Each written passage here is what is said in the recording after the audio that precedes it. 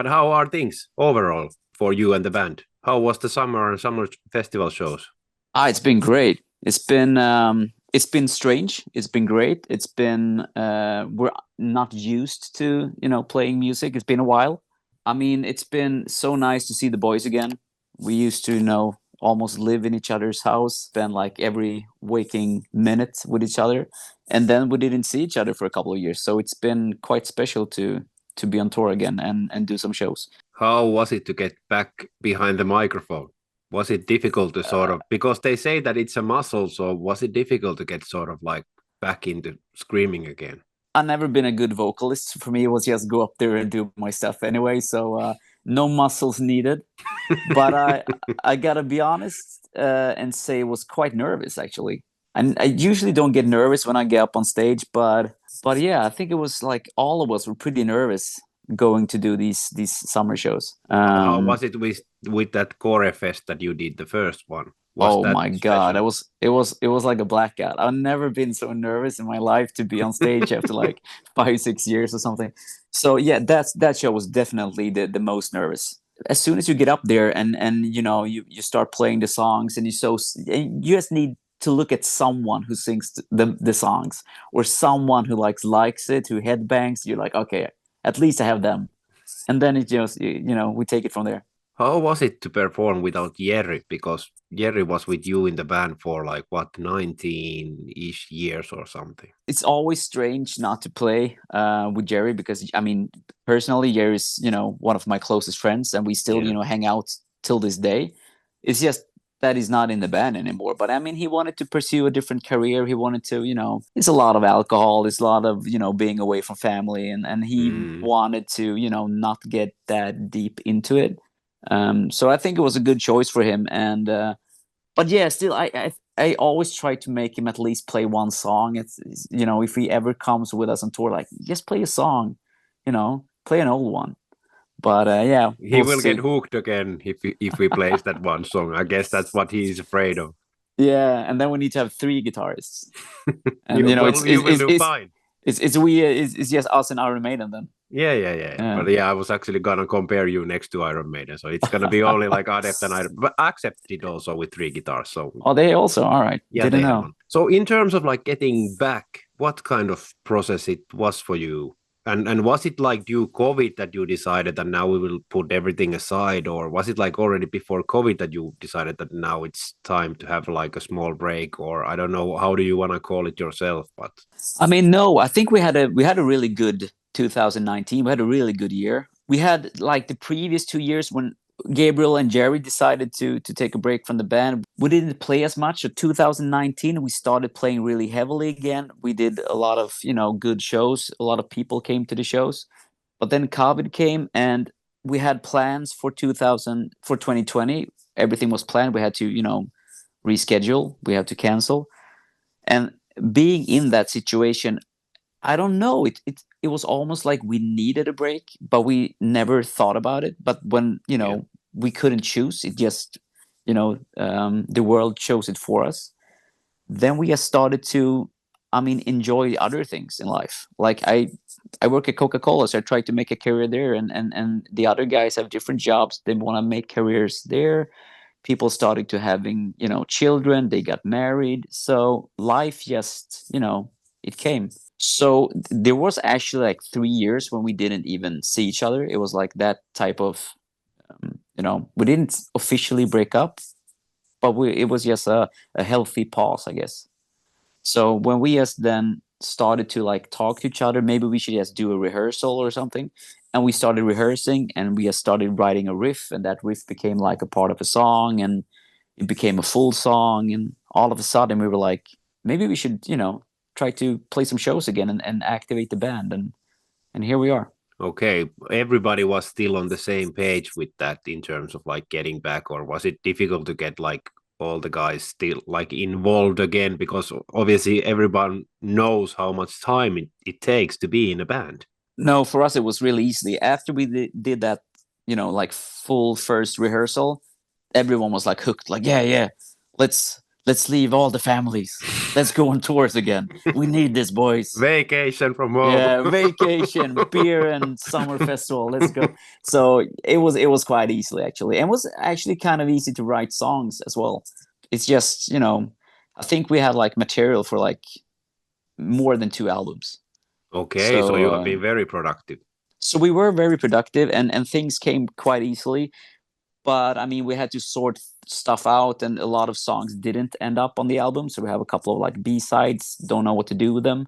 But yeah. That has been quite like fast process for you. Or when did you actually like start writing the music? I mean, we had some small parts already from like 2018, 2019, but it wasn't more than, ideas. So we thought that we would start writing around 2019 again, like fully be creative. But yeah, didn't happen. And then COVID came, and then, years went by. So, but when we started writing music again, like, I think it took like, I don't know, 1.5 years maybe for almost 2 albums. So yeah, for us, fairly quickly. Does like Blood Covenant feel like a continuation, or does it feel like a new beginning, or how do you see it yourself? I mean, I think it's more of a continuing on the sleepless theme, even though we try to put more like new elements into it to make it feel fresh. But I mean, as soon as we released a song, people were like, oh, they're bringing the old sound back, the old metalcore, and we're like, what? I thought we were modern, It's weird, but I mean, that's our sound, I guess. I think you have always sounded like Adept. Like even from those like very first demos or EPs or whatever I have behind me, you have kind of sounded in a way a band that is very easily to like notice that, well, this is Adept who is playing there. Yeah, and I mean, I like it. I mean, personally, I don't want to go too far away from it. At the same time, you always want to, develop and create new stuff. But we're not here to, what it's called, create the wheel again. I mean, we have our sound, we do what we do, and people seem to like it. So why not, try to modernize the sound, but not stray that, much away from the path.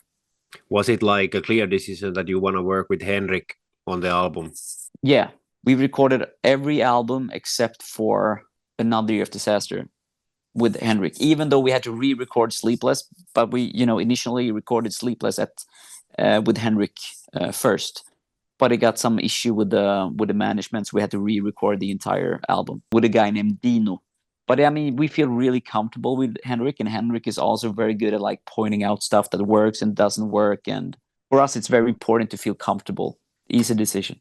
So was there like some specific reason why you decided to release Heaven as a first single? We had a couple of, discussions whether we should release You or Heaven first. But You is probably the song that goes the most far away from our sound. It's a little bit more poppy, a little bit more like mainstream radio kind of vibe to it. It still has that kind of build up, the spoken words that we have used since our first demo. But I mean, there's some, modernized radio mainstream thing on it. So we were like, nah, maybe not the first. So Heaven is a song that is very Adeptish. You can quite easily hear that it's Adept with all the guitars and all the hooks like that. So for us, it was quite easy to choose Heaven, but it was between those two. Were those also the first songs that were created to the upcoming album, or was there like some specific track which sort of centered the whole thing and got the like ideas flowing again more? I think we rewrote Heaven like 10 times. It had sounded so different in all the versions. I can send you like the first version of Heaven. It's like completely different. Definitely do that. The last song on the album, called The Rapture of Dust, is the first song that we wrote for this album. I might be wrong here, but I believe it was the first. Yeah. That's kind of not a typical way that the last song the last one first. It is like a more of a, I mean, it's an epic kind of a grand song. It's quite big, but it still has those Adept, vibes to it. But I think we did a lot of like experiments with that song, and we started with that song so early. So I think a lot of things shaped around that song. Okay, so that was the kind of song that showed you the direction where you want to go. Yeah, it has like all those kind of things that makes Adept. Really proud of that song. So But you are also pushing the boundaries a bit with the album. There's quite a lot of also new stuff there. It is. If Gustav was here on the interview, he could talk more about the elements that he wanted to use in the songs. But yeah, we really tried to build like an atmosphere around the songs. So I understand, that bands, they put like out songs where the intro is like the most interesting. You need to like, for the algorithms, like the first 10 seconds is the most important. We've always like written songs that are like 5, 6, 7 minutes long. We even have a song like Suicide Note is like 12 minutes long. So You don't care about that. so we don't care about that. We will never have those numbers these, the bigger bands has. And we're not aiming for it. We're just aiming for writing songs that feel good at heart for us. And I mean, if we have an intro for 2 minutes, we will have an intro for 2 minutes. And if people want to skip it, they will skip it. So we tried a bunch of different elements for this as well. Long intros on some songs. We even have like a song that is almost like 2 minutes long. It's more of acoustic guitar and, a little bit of singing. So tried a bunch. In terms of like making songs from the heart, was it like a different process somehow to write the lyrics for the album? Because now you're obviously older and like a lot of things have happened. So has that somehow like reflected your lyric writing process? I don't know, man. I've always been like even though I'm older, I've always been like an emotional kid. Always had easy to express emotions.